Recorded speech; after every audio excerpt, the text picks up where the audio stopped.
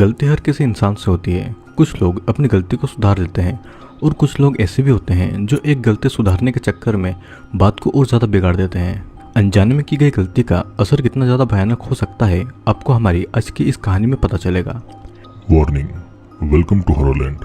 अगर आप पहली बार इस चैनल पर आए हैं तो चैनल को सब्सक्राइब करके जरूर जाना। मूवी की शुरुआत होती है एक माँ और बेटी से, जिनको एक जगह पर बांध कर रखा गया था। वो दोनों बहुत डरी हुई थी और उसी समय उनके सामने एक आदमी आता है और वो आदमी उस औरत का हस्बैंड कॉनर था।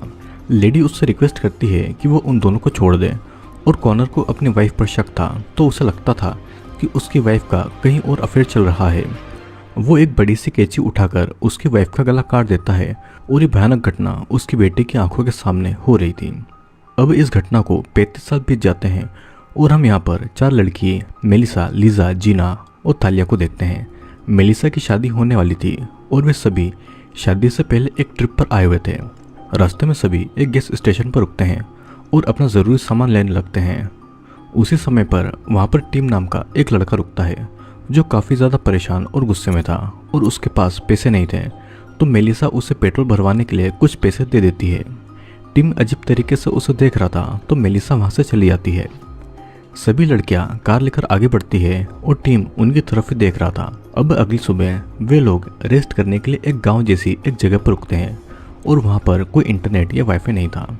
मेलिसा अपने होने वाले पति से बातें कर रही थी और तभी वो नोटिस करती है कि टीम अभी भी उनका पीछा कर रहा था। फिर थालिया टीम को गालियाँ देती है और वो सब वहाँ से आगे निकलते हैं। उन लोगों को रास्ता ठीक से नहीं पता था, तो वे सभी मैप के सहारे आगे बढ़ रहे थे। अब कुछ दूर जाने के बाद में उनको टीम की कार उनके सामने खड़ी दिखाई देती है और थालिया को टीम की इस हरकत से बहुत ज़्यादा गुस्सा आ रहा था। वो टीम की कार के पास में उससे बात करने के लिए जाती है, पर अचानक टीम एक चाकू से थालिया को पकड़ लेता है। सभी लड़की ये देखकर बहुत ज़्यादा डर गई थी और बाकी सब भी कार से बाहर आती है। वो जूलिया को पकड़ लेता है और उसे एब्यूज करने लगता है। तभी लिसा एक पत्थर को टीम के सर पर मार देती है, जिस वजह से टीम वहीं पर मारा जाता है। मेलिसा को बचाने के लिए लिसा ने गलती से टिम को मार दिया था और थालिया पुलिस को कॉल करने के लिए कहती है, लेकिन जीना उसे ऐसा करने से रोकती है क्योंकि इस तरीके से पुलिस को उन पर ही शक हो जाएगा। उनके पास में टिम की लाश को ठिकाने लगाने के अलावा कोई भी रास्ता नहीं था और टिम की लाश को वे अपनी कार की डिक्की में डालकर वे लोग वहाँ से आगे बढ़ते हैं। एक ही पल में उनके साथ में इतना कुछ हो गया था, ये सोचने के बाद में सभी के चेहरे की हंसी गायब भी हो गई थी और ऊपर से उनकी कार का पेट्रोल भी अब खत्म होने वाला था और उस जगह फ़ोन के सिग्नल भी नहीं मिल रहे थे। तभी उनको एक घर दिखाई देता है और वहाँ पर सभी डिसाइड करते हैं कि उस घर में जाकर वे वहाँ से मदद मांगेंगे ताकि उन्हें आगे के रास्ते के लिए डायरेक्शन मिल जाए। फिर सभी एक दूसरे को संभालते हैं और उस घर की तरफ आगे जाते हैं। उस घर में उनको परकिंस मिलती है और वे लोग एक फ़ोन और सही रास्ते के बारे में पूछते हैं। परकिन के पास में कोई फ़ोन नहीं था और रात भी होने वाली थी, तो आज रात के लिए परकिंस उनको वहीं पर रहने के लिए ऑफ़र करती है। लेकिन वहाँ पर रहने के लिए उनको कुछ रूल्स फॉलो करने थे। उनको वहाँ पर डिनर 6 बजे ही करना होगा और उन्हें 8 बजे लाइट ऑफ करके डायरेक्ट सोना होगा। परकिंस सभी को एक रूम देती है और 6 बजे सभी डिनर करने लगते हैं। परकिंस उनसे बहुत अच्छे से बातें कर रही थी और मेलिसा उनसे अपनी शादी के बारे में भी बातें करती है।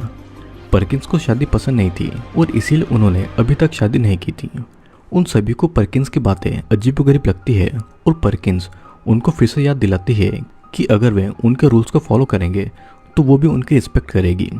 रात को सभी लड़कियां ये डिसाइड करती है कि आगे के रास्ते में उनको और भी ज़्यादा प्रॉब्लम्स आ सकती है। ज़्यादा टाइम होने पर उस लाश से सड़ने की बदबू भी आने लगेगी, तो बेहतर यही होगा कि लाश को पास ही के जंगल में दफना दिया जाए। अब 8 बजने के बाद भी जीना सोई नहीं थी और वो घर में इधर उधर घूम रही थी और वहीं पर उसे एटिक का डोर खुला हुआ दिखता है। जीना उस डोर को देख ही रही थी कि तभी परकिंस आकर उसे याद दिलाती है कि उसे लाइट ऑफ करके सोना होगा।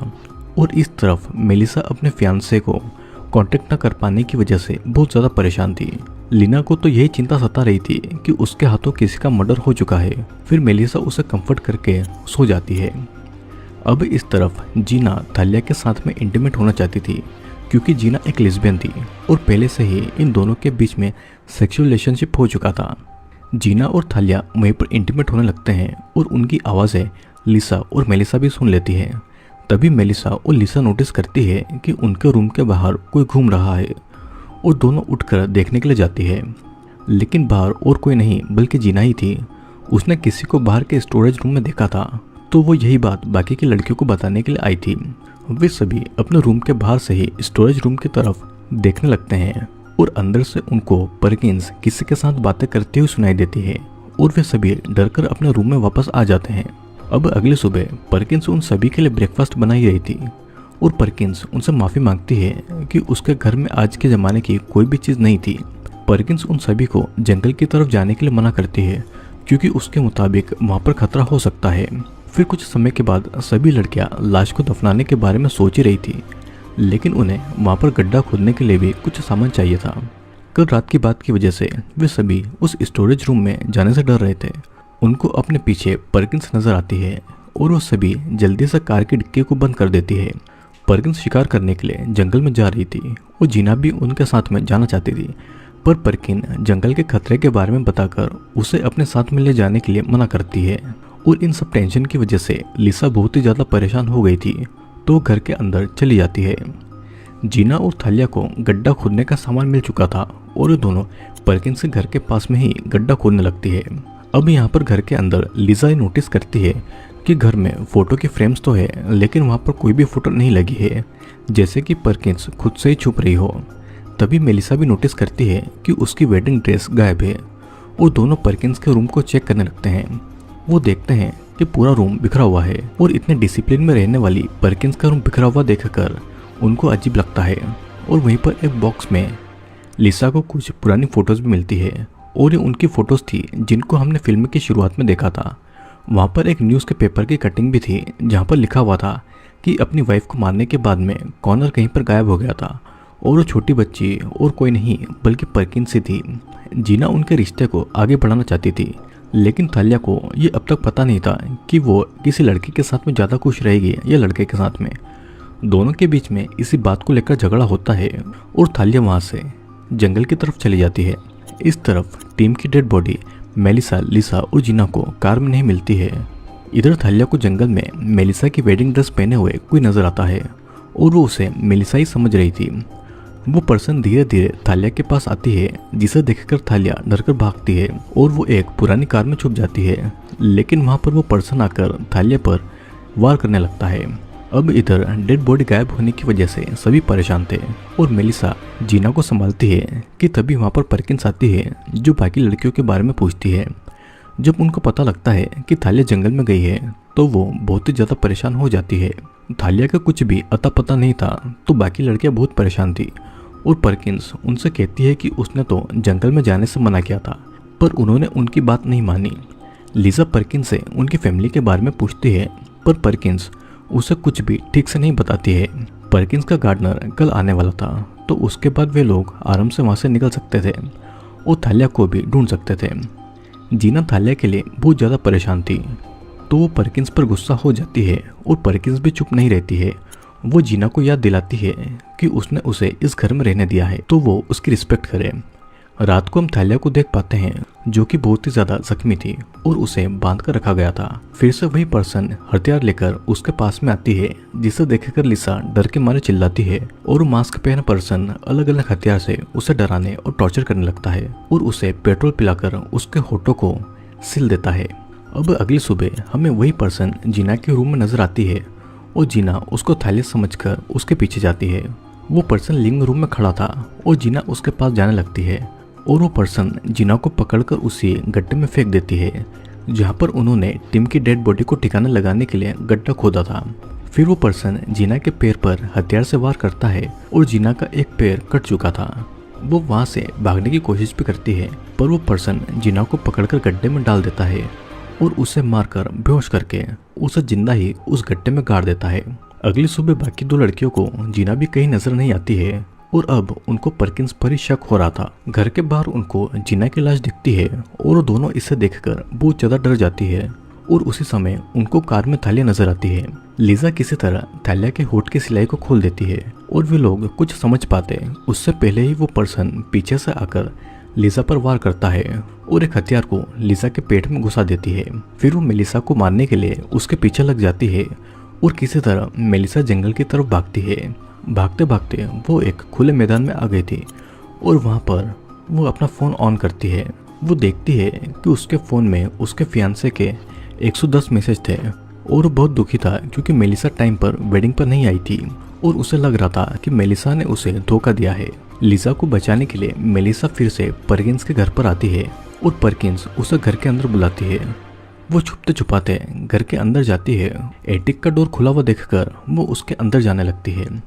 वहाँ पर उसे लिसा जख्मी हालत में दिखाई देती है और उसके पास परकिंस बैठकर रो रही थी और वो पागलों की तरह बिहेव कर रही थी और उसने मेलिसा की वेडिंग ड्रेस को पहन रखा हुआ था। मतलब कि अभी तक जो पर्सन सबको मार रहा था वो और कोई नहीं बल्कि परकिंस ही थी। परकिंस बताती है कि कॉनर आ रहा है और एकदम से उसकी पर्सनालिटी बदल जाती है और मेलिसा पर हमला करने के लिए उसके पीछे जाती है। परकिंस मेलिसा को पकड़कर उसका गला दबाने लगती है और मेलिसा किसी तरह वहाँ से भागती है और एटिक में लिसा की मदद करने के लिए जाती है। मेलिसा लिसा को लेकर घर के बाहर निकलने का रास्ता ढूंढने लगती है। कुछ देर के लिए वो लिसा को एक जगह पर छुपाकर खुद एक हथियार लेकर परकिंस से लड़ने के लिए जाती है। तभी परकिंस पीछे से आकर उसे पकड़ लेती है और इसी हाथापाई में दोनों छत से नीचे गिर जाते हैं। दोनों को ही चोटें आई थी और परकिंस उठकर मेलिसा को मारने वाली थी। मेलिसा बाहर के स्टोरेज रूम में छुप जाती है और वहीं पर टीम की भी लाश पड़ी हुई थी। अब मेलिसा पीछे के डोर से बाहर निकलती है जहाँ पर परकिंस लिसा को मारने वाली थी और मेलिसा एक गन से परकिंस को मारने वाली थी, लेकिन उस गन में गोलियां थी ही नहीं। और तभी लिसा परकिंस के हाथ पर काट लेती है और इसी मौके का फायदा उठाकर मेलिसा परकिंस का गला काटकर उसे मार डालती है। अब फिर वो लिजा के साथ में मिलकर जीना और थैला की डेड बॉडी को एक साथ दफना देती है और वो अपनी कार में पेट्रोल भरवाकर उस खूनी वेडिंग ड्रेस के साथ ही वहां से निकल जाती है। और इसी के साथ में ये मूवी यहीं पर एंड होती है। दोस्तों, परकिंस की माँ को उसके पिता ने बड़ी बेरहमी से मार डाला था, जिस वजह से परकिंस के दिमाग पर बहुत गहरा असर पड़ा था और उसके अंदर उसके पिता की पर्सनालिटी ने जगह ले ली थी, जो कभी कभी बाहर निकलकर बेकसूर लोगों को बड़ी बेरहमी से मारा करता था। कॉनर की एक गलती ने परकिंस की पूरी लाइफ तबाह कर दी थी और गलती यहाँ पर उन लड़कियों की भी है। अगर वे लोग टिम की मौत के बाद पुलिस को कॉल करते तो कभी भी इस मुसीबत में नहीं फंसते और उनकी दोस्त थालिया और जीना भी जिंदा होती और मेलिसा भी अपनी शादी में टाइम पर पहुंच जाती। तो दोस्तों, कैसा लगा आपको इस मूवी का एक्सप्लेनेशन? वीडियो पसंद आया हो तो वीडियो को लाइक और नीचे कमेंट करना, और अगर आप पहली बार चैनल पर आए हैं तो चैनल को सब्सक्राइब करके जरूर जाना, क्योंकि जल्दी ही एक और वीडियो आपके लिए मैं लेकर आने वाला हूँ।